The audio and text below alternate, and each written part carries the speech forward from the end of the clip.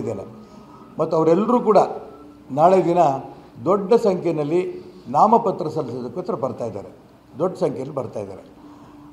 ಇದು ಒಂದು ರೀತಿಯ ನನಗೆ 10-15 ದಿನದಲ್ಲಿ ಇಡೀ ಜಿಲ್ಲಾ ಪ್ರವಾಸ ಮಾಡ್ತಾ ಇರೋಂಥ ಸಂದರ್ಭದಲ್ಲಿ ಇಷ್ಟರ ಮಟ್ಟಿಗೆ ಬೆಂಬಲ ಸಿಗುತ್ತೆ ಅನ್ನೋಂಥ ಕಲ್ಪನೆ ನನಗೂ ಇರಲಿಲ್ಲ. ಅಷ್ಟರ ಮಟ್ಟಿಗೆ ಬೆಂಬಲ ಕೊಡ್ತಾ ಇದ್ದಾರೆ. ಅವರೆಲ್ಲರ ಆಶಯ ಈ ಶಿವಮೊಗ್ಗ ಲೋಕಸಭಾ ಕ್ಷೇತ್ರದಿಂದ ಒಬ್ಬ ಹಿಂದುತ್ವವಾದಿ ಗೆಲ್ಲಬೇಕು ಅನ್ನೋಂಥ ಅಪೇಕ್ಷೆ ಏನಿದೆ ಅದು ನಿಜಕ್ಕೂ ಕೂಡ ಈಡೇರುತ್ತೆ ಅನ್ನೋಂಥ ವಿಶ್ವಾಸ ಇದೆ. ನಾನೆಲ್ಲ ಇಡೀ ಕ್ಷೇತ್ರದಲ್ಲಿ ಓಡಾಟ ಮಾಡ್ತಾ ಇರೋಂಥ ಸಂದರ್ಭದಲ್ಲಿ ಅನೇಕ ಕಡೆ ಕಾಂಗ್ರೆಸ್ ಇನ್ನೂ ಏನೂ ಪ್ರಯತ್ನ ನಡೆಸ್ತಿಲ್ಲ, ಓಡಾಟನೂ ಮಾಡ್ತಿಲ್ಲ. ಭಾರತೀಯ ಜನತಾ ಪಾರ್ಟಿ ಕಾರ್ಯಕರ್ತರು ಕೂಡ ಏನು ಇಡೀ 8 ಕ್ಷೇತ್ರದಲ್ಲಿ ಏನೂ ಪ್ರಯತ್ನ ಮಾಡ್ತಿಲ್ಲ. ಆದರೆ 8 ವಿಧಾನಸಭಾ ಕ್ಷೇತ್ರದಲ್ಲೂ ಕೂಡ ನನ್ನ ಅಭಿಮಾನಿಗಳು, ರಾಷ್ಟ್ರಭಕ್ತ ಬಳಗದ ಬಂಧುಗಳು ನಿರೀಕ್ಷೆಗೆ ಮೀರಿ ಕೆಲಸ ಮಾಡ್ತಾಯಿದ್ದಾರೆ. ಇದು ತುಂಬ ಸಂತೋಷ. ಈ ಒಂದು ಚುನಾವಣೆಯಲ್ಲಿ ನಾನು 100ಕ್ಕೆ 100 ಗೆಲ್ತೇನೆ ಅನ್ನೋ ವಿಶ್ವಾಸ ಕೂಡ ಇದೆ. ಸತೀಶ್ ಶೂನ್ಯ ಬಂಡವಾಳ ಕೃಷಿಯಿಂದ ಎಕರೆಗೆ 14 ಲಕ್ಷ ಗಳಿಸ್ತಿದ್ದಾರೆ.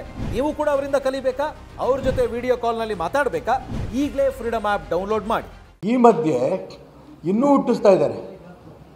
ಈಶ್ವರಪ್ಪ ವಾಪಸ್ ತಗೋತಾರೆ, ನೀವು ಯಾಕೆ ಓಡಾಡ್ತೀರಾ? ಸೋಲಿನ ಭಯದಲ್ಲಿ ಈ ರೀತಿ ಅಪಪ್ರಚಾರಗಳು ಸಾಕಷ್ಟು ಆಗ್ತಾ ಇರೋದು ನಾನು ನೋಡ್ತಾ ಇದ್ದೀನಿ. ಎಲ್ಲ ಕಡೆಯೂ ಕೂಡ ನಿರೀಕ್ಷೆ ಮೀರಿ ಕಾರ್ಯಕರ್ತರು ಜನ ಬೆಂಬಲ ಕೊಡ್ತಾ ಇರೋಂಥ ಸಂದರ್ಭದಲ್ಲಿ ಯಾಕೆ ಈ ರೀತಿ ಅಪಪ್ರಚಾರಗಳು ಮಾಡ್ತಾರೋ ನನಗಂತೂ ಗೊತ್ತಿಲ್ಲ. ಅವ್ರು ಸೋಲ್ತಾರೆ ಅಂತ ಗೊತ್ತಾದ ಈಶ್ವರಪ್ಪ ವಾಪಸ್ ತಗೋತಾರೆ. ಯಾವ ಭಾಷೆಯಲ್ಲಿ ಹೇಳಬೇಕು ಎಲ್ಲ ಭಾಷೆಯಲ್ಲಿ ಹೇಳಿದ್ದೀನಿ ನಾನು, ಯಾವ ಕಾರಣಕ್ಕೂ ವಾಪಸ್ ತೊಗೊಳಲ್ಲ ಅಂತ. ಈ ರೀತಿ ಅವರ ಅಪಪ್ರಚಾರಗಳಿಗೆ ಯಾವ ಕಾರಣಕ್ಕೂ ಕೂಡ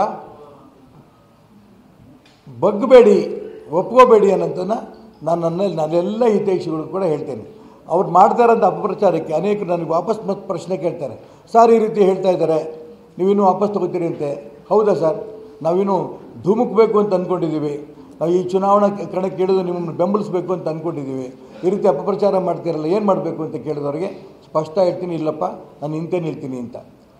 ಅಂದರೆ ನಾಮಿನೇಷನ್ ನಾಳೆ ಆದಮೇಲೆ ಇವಾಗಿನ ತನಕ ಏನು ಬೆಂಬಲ ಸಿಕ್ಕಿದೆಯೋ ಇದ್ರ ಡಬಲ್ ಬೆಂಬಲ ನನಗೆ ನಾಮಿನೇಷನ್ ಆದಮೇಲೆ ಸಿಗುತ್ತೆ ಅನ್ನೋಂಥ ವಿಶ್ವಾಸ ಕೂಡ ನನಗಿದೆ.